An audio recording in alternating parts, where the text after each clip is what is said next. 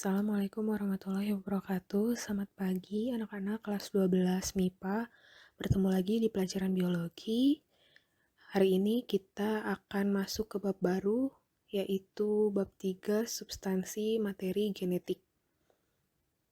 Langsung saja kita mulai ya. Yang pertama, kita harus tahu pada konsep dari materi substansi materi genetik ini. Di bab ini akan sedikit rumit karena banyak pengertian-pengertian yang akan dipelajari dan kamu tidak boleh keliru atau salah. Dalam materi genetik ini kita akan membahas tentang kromosom, gen, alel, DNA, RNA, dari mulai struktur, bentuk, ukuran, jumlah, pengertian dari masing-masing, kemudian perbedaan, proses-proses sintesis protein, mekanismenya, dan lainnya.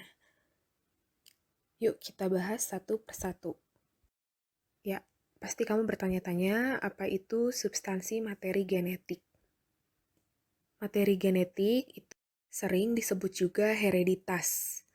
Artinya penurunan sifat-sifat genetik dari orang tua ke anak. Nah, ilmu yang mempelajari hereditas tersebut disebut genetika. Nah, kamu pernah ya memperhatikan mengapa jika orang tuanya rambutnya keriting, anaknya ada yang rambutnya keriting, ada yang rambutnya lurus atau ikal. Kemudian kalau orang tuanya berkulit putih, kenapa anaknya tidak berkulit putih atau berkulit gelap? Nah, itu dihasilkan dari hereditas ini.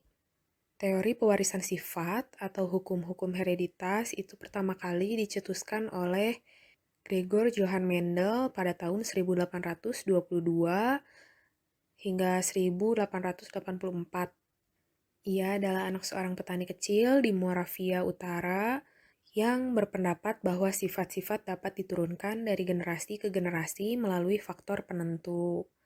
Jadi, menurut Mendel, sifat-sifat yang ada pada makhluk hidup itu diturunkan dari induknya atau orang tuanya. Ya, hal pertama yang harus kamu ketahui adalah pengertian dari kromosom. Menurut Suryo 1984, yang disebut kromosom adalah benda-benda halus berbentuk lurus seperti batang atau bengkok yang terdiri atas zat yang mudah mengikat zat warna di dalam nukleus. Nah, istilah kromosom ini diambil dari kata krom, artinya warna, dan soma artinya tubuh. Ini dipopulerkan oleh Waldeyer pada tahun 1888. Nah, untuk lebih spesifiknya, dalam inti sel itu ada kompleks DNA dan protein yang membentuk struktur benang-benang halus dan mudah diwarnai yang disebut kromatin. Jadi ketika si benang-benangnya ini masih berbentuk untayan, itu namanya kromatin. Sedangkan ketika si kromatinnya ini, si selnya ini membelah dan kromatinnya akan menebal, itu namanya kromosom. Jadi kromatin itu masih berbentuk helaian benang, sedangkan kromosom itu kromatin yang menebal dan memendek. Diingat ya. Kemudian jenis kromosom berdasarkan fungsinya itu ada dua, ada kromosom tubuh yang disebut autosom, dan ada kromosom seks yang disebut gonosom. Kalau autosom itu kromosom yang mengendalikan sifat-sifat tubuh. Misalnya matanya coklat atau hitam, rambutnya keriting atau lurus, warna kulitnya coklat, sawo matang atau putih, itu yang menentukan adalah kromosom tubuh atau autosom. Sedangkan kromosom seks berfungsi untuk menentukan jenis kelamin, contohnya kromosom X dan Y. Nah, selanjutnya kamu bisa lihat pada gambar, itu adalah gambar dari kromosom manusia.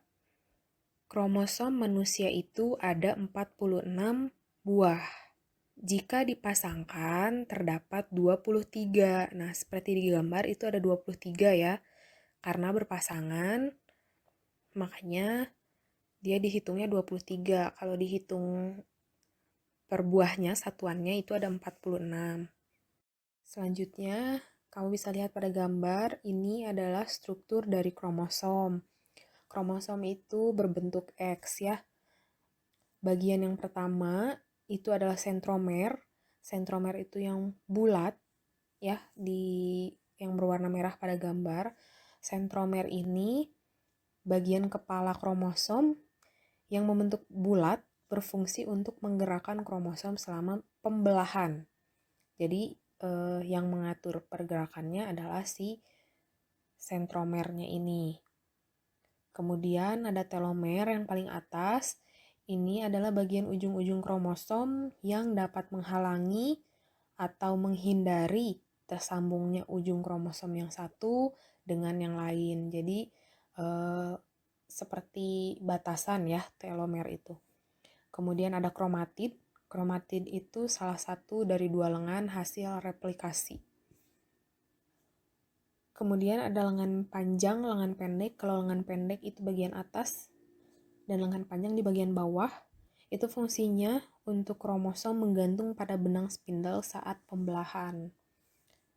Nah, untuk lebih spesifiknya lagi, kromosom dan pembelahan nanti dibahas setelah bab ini. Setelah penjelasan ini ya. Ini adalah bentuk-bentuk kromosom. Yang pertama ada kromosom metasentrik. Metasentrik itu sentromernya terletak di tengah sehingga kedua lengannya sama panjang. Sama ya antara atas dan bawah. Disebut juga biar kamu lebih mudah mengingatnya, metasentrik itu sama dengan bentuknya V ya, V. Kemudian yang kedua, kromosom submetasentrik, ini letak sentromernya mendekati bagian tengah, sehingga letak lengan yang satu itu lebih panjang dari lengan yang lain. Kemudian ada kromosom akrosentrik. Akrosentrik ini letak sentromernya mendekati ujung sehingga salah satu lengannya sangat pendek dan kecil ya.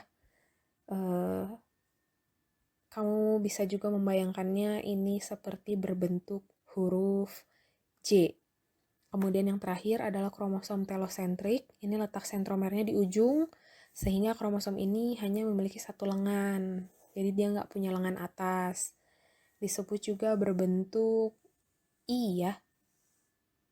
Ya, selanjutnya kita akan membahas pengertian dari gen.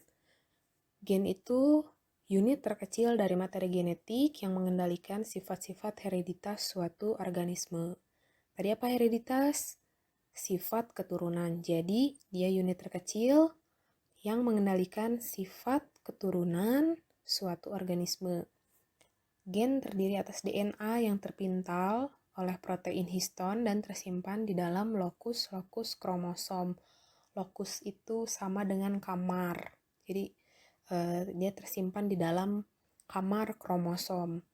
Sepasang kromosom yang homolog atau yang sama memiliki lokus yang bersesuaian dan mengandung gen-gen yang bersesuaian. Nah, komponen penyusun gen itu ada 3. Yang pertama rekon. Rekon ini komponen yang lebih kecil dari gen yang terdiri atas 1 atau 2 pasang nukleotida saja. Kemudian ada muton, ya komponen yang terdiri atas lebih dari 2 atau beberapa nukleotida, dan ada sistron, komponen yang terdiri atas ratusan nukleotida.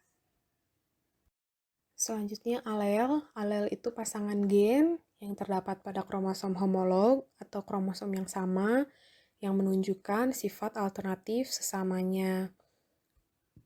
Nah, pasangan tersebut dapat dibedakan menjadi homozigot dominan, heterozigot, dan homozigot resesif. Kalau yang homozigot dominan, homozigot berarti homo itu kan sama ya. Nah, contohnya B besar, B besar. Itu homozigot. Heterozigot itu ada yang besar, ada yang kecil. B besar, B kecil. Dan homozigot resesif, resesif itu artinya yang tidak muncul atau yang tidak terlihat. Contohnya B kecil, B kecil. Genotip itu pasangan gen dalam kromosom homolog suatu individu, sedangkan fenotip penampakan sifat-sifat suatu individu yang dipengaruhi oleh ekspresi gen. Nah, ini nanti akan seru nih, kita akan membahas tentang perkawinan dan persilangan ya.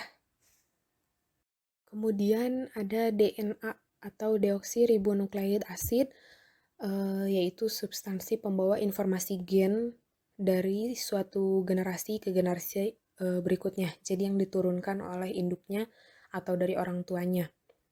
DNA atau asam deoksiribonukleat ini molekul kompleks yang dibentuk oleh 3 macam molekul, yaitu gula pentosa atau deoksiribosa, kemudian ada fosfat atau PO4, dan ada basa nitrogen. Nah, basa nitrogen ini terdiri atas purin, guanin, dan adenin. Dan ada juga pirimidin, timin, dan sitosin. Nah, sampai di sini dulu pertemuan pembahasan kita. Masih banyak lagi yang akan dibahas tentang materi genetik ini. Kita bahas di pertemuan selanjutnya. Dihafalkan semua istilahnya, jangan sampai ketukar atau lupa, karena ini sering keluar di ujian. Kita lanjut lagi di pertemuan selanjutnya. Mohon maaf bila ada kesalahan. Wassalamualaikum warahmatullahi wabarakatuh.